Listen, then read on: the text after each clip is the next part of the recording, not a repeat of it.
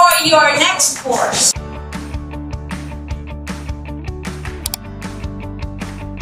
What I really like about having a chef's night is the chance na makakilala kami ng iba't ibang mga tao. Excited ako sa dish na to kasi pinag-isipan namin. My version of beef rendang, served in a bamboo plate, will almost melt in your mouth.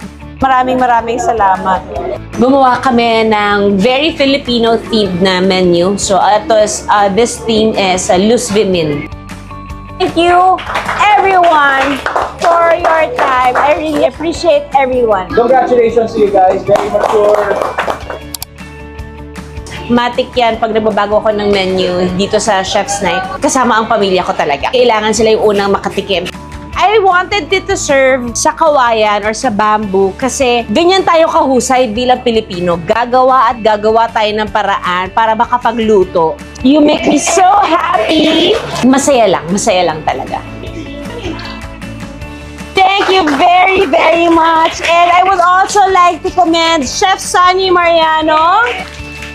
Again, maraming salamat po. Thank you very much. I'm happy to announce na ito na po ang mga susunod nating dates for the Chef's Night. October 13 and 14, November 10 and 11. See you guys!